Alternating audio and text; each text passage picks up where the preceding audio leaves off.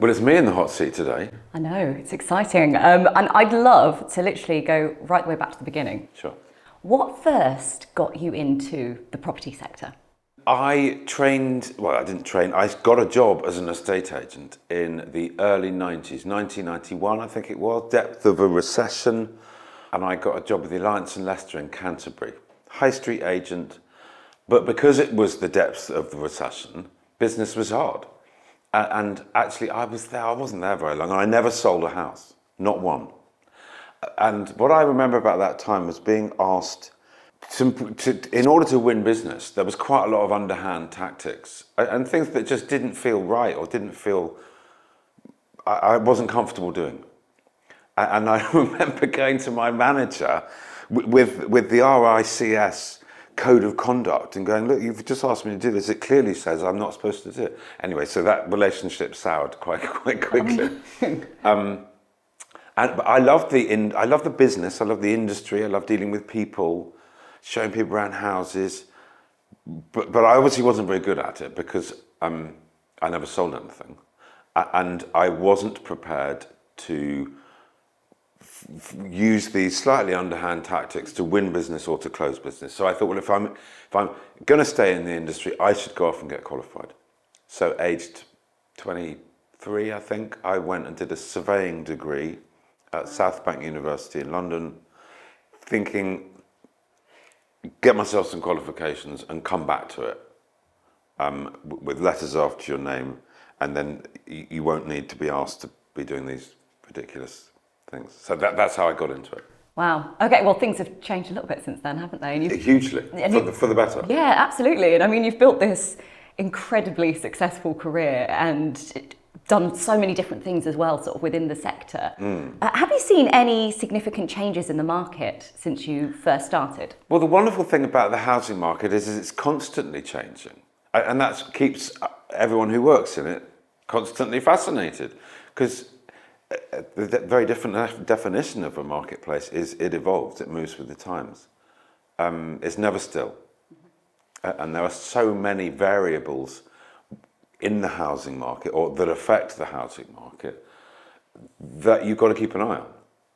And I love that. Obviously, I've seen prices changed enormously through that time. I think I'm always mindful we don't build enough houses. We have an increasing population. We have immigration. We live on an island.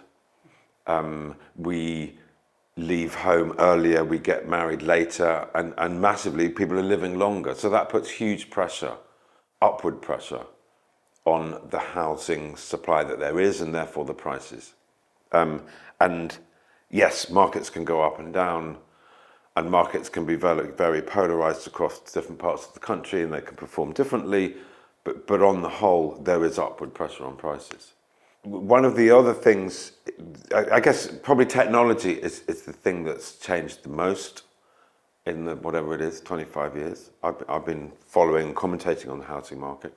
So on one hand, things have got much more efficient, the flow of information is much better, it's better for the consumer. But equally, at the same time, the thing that hasn't changed is the speed of transactions. That is still, I think, almost unforgivably slow and complicated. It's improving, and there's lots in the pipeline, there's lots to get excited about looking forward, but it's not there yet, and it really should be. So that's a big challenge. Wow. And like you say, it's something that hasn't changed. But with all this experience and all the changing within the market that you've just been speaking about, has that changed your advice that you've given over the years? Or does it kind of stay the same? Or I think it's probably stayed the same. Really?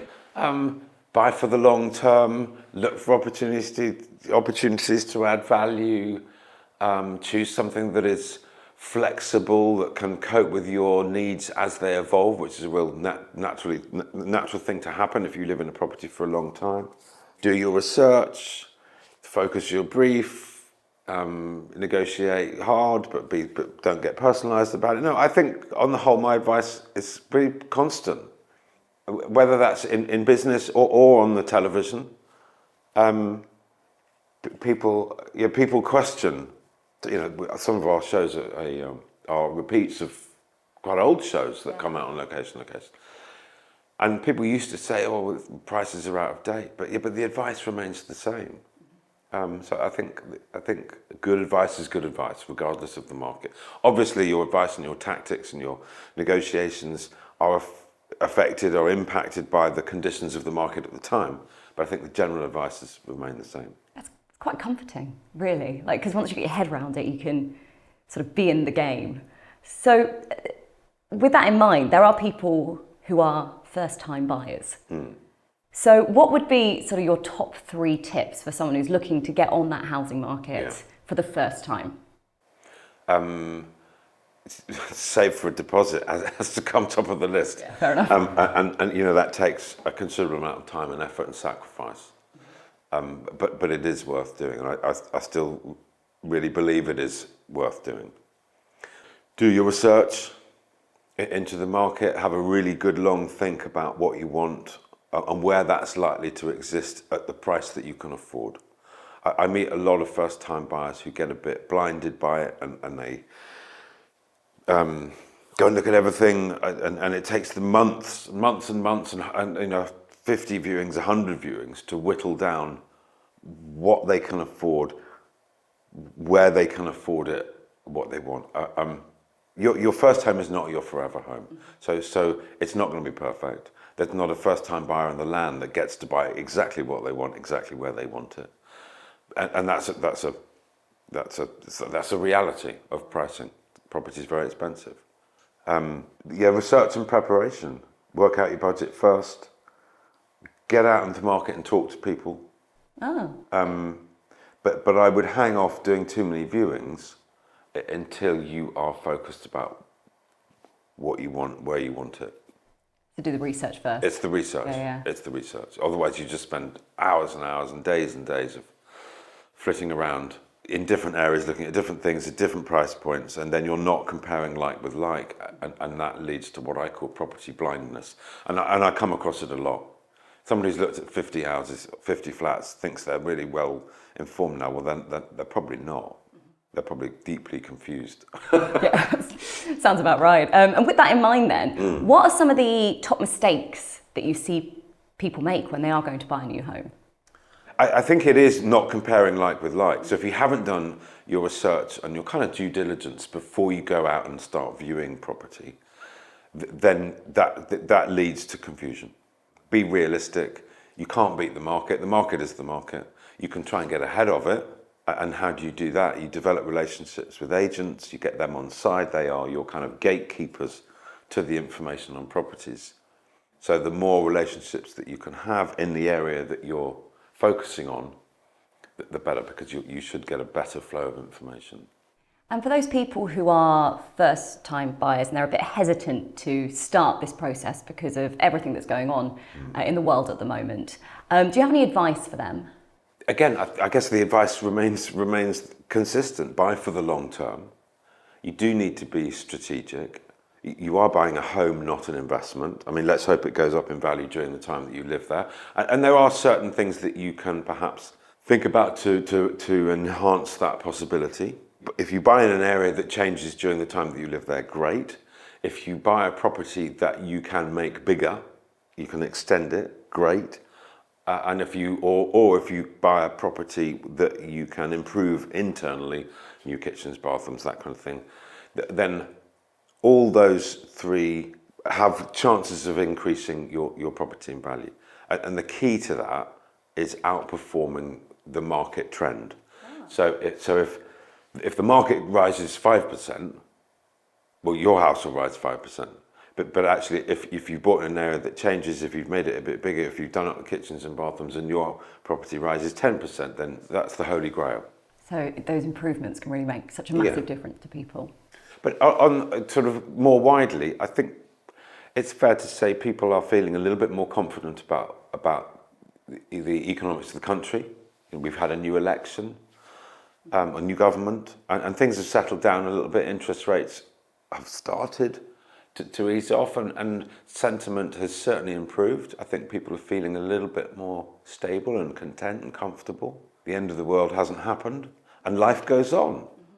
The things that move property markets are times in life like marriage or children or schools or jobs or death or divorce. You know, those things continue to happen regardless of what's happening in the wider world.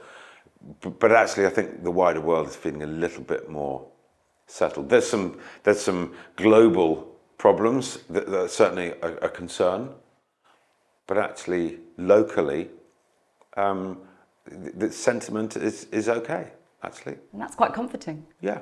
I'm still a big fan of being involved in the housing market. If we're talking about first-time buyers, should they or shouldn't they? I'm a massive fan of you should, if you can, you should. Invest, buy your own home, put down your own roots, be in charge of your own sort of bricks and mortar, and start to pay your own mortgage off rather than paying rent, paying somebody else's mortgage off, i.e. your landlord, and being under their control. Unfortunately, rents have got so expensive, and do I see that easing? No, not really, because so many landlords are selling up. The numbers of privately rented properties are dwindling, which seems to me to put an ever-increasing pressure on the cost of renting. That's a real problem for society. That worries me greatly. Yeah, and something else as well that is popping up is, and you've mentioned it on Move IQ, is about the regulations and industry standards and all that side of things. And you've recently raised, actually, your passion about raising industry standards. Why then do you think it's important for movers, whether they're buying or selling, to be aware of these industry sort of qualifications and regulations that are happening? Yeah, it's a really strange, when you sit and think about it, it's strange that our industry is not regulated or licensed. It's an odd one, given the other types of industries involved in transaction of property, i.e. lawyers, banks, building societies, mortgage brokers. These are big deals. Buying a property is one of the biggest decisions of your life. And you need, as a consumer, it's only fair and right and proper that you should go through that process, understanding it being communicated to you really clearly. It's not something that people do very often. If you buy and sell houses 5-6 times, you're not experienced at it. And yet, you need confidence that it's being dealt with properly. If you're not experienced and there's so much at stake, it's only right that the people helping you and guiding you through that process, whether you're buying or selling, should be regulated, qualified, and up to date. That there's a huge amount of legislation, and it seems ever more that people within the industry should be informed of and able to communicate to you as a buyer or a seller. So you've mentioned buyers and sellers. We've also got renters in there as well. How can they then make sure that they are working with trusted people?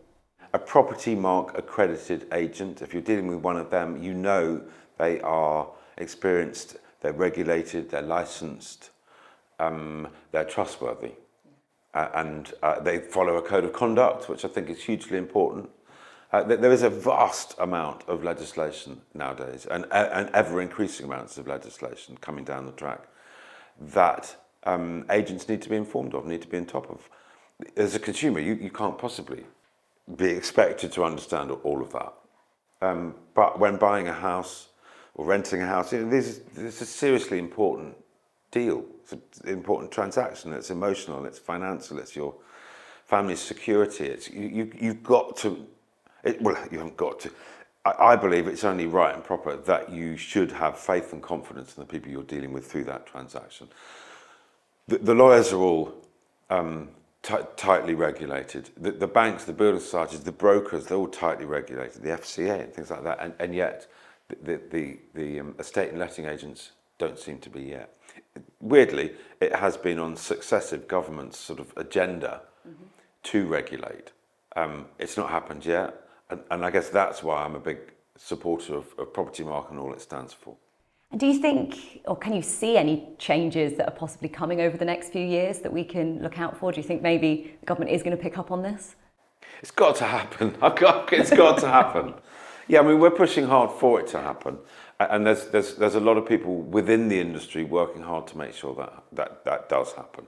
But we can do it ourselves. I don't actually think it'll get to the stage where the government force it. It is in hand. But other things that we can expect coming down the track, it is with the benefit of technology, faster, clearer, more transparent transactions. That's the one that I'm really looking forward to. It's efficient transactions. They're still quite cumbersome. Even the advances in technology that we have had, there's more to come. There's more in the pipeline. We're expecting more, but it's taking a little bit of time. You've got to get a lot of people involved, and you've got to get them all on side with up-to-date technology, using the same kind of platforms and things. Once that happens, and I really pray that it is. I mean, it is happening. It's just we need to get that. We need to finish it off now. We're so close, and that is going to be really exciting. Well, fingers crossed. Fingers crossed over the next few years we see this coming in. So I'd love to talk about sort of your unique perspective, because you've got so much experience from everything you've done over the years, travelling around. Has being able to travel around the UK sort of affected your advice that you've been able to give to people about the local markets? It's been a real privilege to travel the length and breadth of this country. I mean, I've been making Location. Well, next year's our 25th year. Is it? I set up my buying agency, crikey, it's nearly 30 years ago. And I was, Kirsty was doing it in West London. Mm-hmm. I was doing it in South West London. And we were the only people in the country at that time offering help and guidance and advice to purchasers. I mean, there are hundreds of buying agencies or home finders now, which is actually great to see. That's kind of what I always hoped, that the buyer would have as much help and guidance and advice as the seller. They're the ones spending the money, obviously. But in terms of travelling the country, I do feel it's been a real joy. There aren't many places in this wonderful country of ours that I haven't been. Wow. Every week is in a different place. And I really hold that very dear, and I know Kirsty does as well, because we see all different types of housing, architecture, price brackets. I feel therefore we can get a sense of the kind of how the country's feeling, the mood of the property market, particularly. Well, we film right across the year, but north, south, east, west, Scotland, Ireland, Wales, Northern Ireland. It's a real treat. It doesn't always feel a treat on a Monday morning when I've got to get myself up to Derby or somewhere, or back on the road again. But to work at close quarters and have influence over what is one of the biggest decisions somebody takes, what house to buy, how much to pay for it. It still gives me a real buzz. It genuinely does. And also for the people who you've helped as well, especially if they've got to relocate across the country, having someone like you must just make their lives so much easier. I hope so. Yes. We'll go with yes. Yeah. But for those who perhaps don't have that privilege, they are looking at moving to somewhere completely new. Do you have any advice for people on making that decision? How can they sort of ensure that they make the right choice? It's a big choice. Really big. Yeah. And it's not one you want to get wrong. No. Like you said, you're there then for the next 5-10 years. I mean, I come back to it's research. An awful lot can be done and can be achieved, but you've got to do the due diligence. You've got to put the time in. Because it's such a big decision, I'd say it is worth dedicating the time. If you're moving to a new area, unfamiliar, just get yourself down there and spend weekends and traipse around and talk to people. Go and talk to estate agents. Okay. They are there, and they're mines of information. If you're finding it a real challenge, then consider using a buying agent, because they're the ones that they'll know all the agents, they'll know the good areas, the bad areas, they'll know the values, they'll be able to guide and advise you through that whole process. But nothing beats actually time on the ground. Yeah. Goes back to what you said earlier, it's that research, isn't it? Yeah. Yeah. So what inspired you to start Move IQ? It was a fairly natural evolution, because I'd had the home search business, Garrington, for such a long time. We looked after fairly small numbers of people, and we looked after them extremely well. It was a very bespoke, hands-on service. But I always believed with the benefit of technology, I would get to the position where I could offer really objective advice to a much wider audience. It doesn't matter how much you've got to spend, whether it's 100,000 or a million. It's the same importance of decision, and so you go through those same sort of periods of angst. And I wanted to be able to offer my advice and expertise to as many people as possible. So starting Move IQ was the evolution of that. That's what I'd kind of always aspired to be able to do. So widen it from a very tailored advice to a very limited number of people to a much broader platform. And how is that evolved over time? Is the Move IQ now what you envisioned, or has that developed? It's always developing. Love that. Yeah, it's always developing. It's not necessarily the business that we thought it would be at the beginning, but that's normal. That is normal. The world is changing, and we need to change with it. There isn't another business offering really objective consumer advice in the property world. Because I've been working in the property industry so long, and because I'm quite recognisable or visible just because of what I do on television, people stop me all of the time. Every time I leave the house, somebody stops me with a property-related question. Oh, Phil, just while you're there, how about this? So what I've tried to do with Move IQ is answer all of those questions. If someone has ever asked me a question, there is something on the Move IQ website to answer that question. I love that. It's like a big FAQ question. Yeah, section. kind of. Yeah. Kind of. But you're not alone. There's a team behind the scenes that sort of makes it happen. Yeah. How do they sort of work with making it such a success? Well, they're a great team. They're a really tight team. There's a lot of collaboration between them and also between the team and other experts around and about the market. There's a lot going on, and there's a lot that we've got to keep abreast of. And our key focus right across the team is to get the message out on as many platforms as possible, to educate, to inform consumers as much as we possibly can. We love doing it. And I've always been really mindful. Of course, there's lots of advice on the internet about property, but actually the vast majority of that, I mean, literally the vast majority, there is an element. Somebody's selling something, whether they're selling you money because they're a mortgage lender, or they're selling you houses because they're an estate agent. There is an element of that. At Move IQ, we can be totally objective. We're not selling anything, apart from my very wonderful home report, which we do try and sell, and I'm a huge believer in the benefits of having a Move IQ home report when you're trying to make these big decisions, because I think it's a game changer. The amount of information that you can have at your fingertips at the very moment that you need it. You've come back from a viewing. Am I going to buy it? How much should I pay? Or not?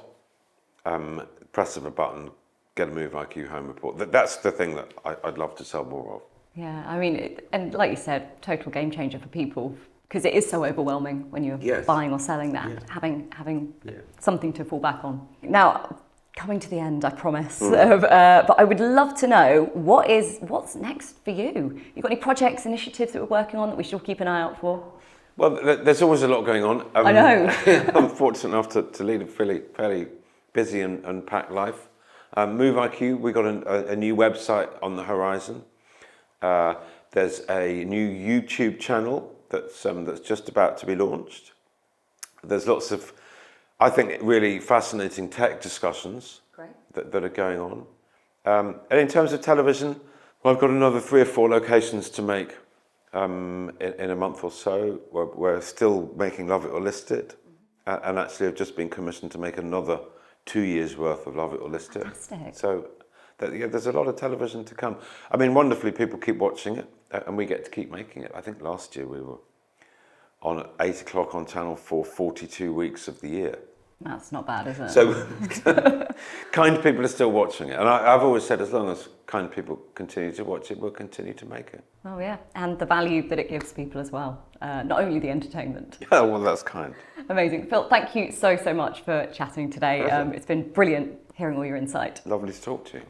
And great top, by the way. Oh, thanks. Oh, matching. Matching. We figured this out. I know.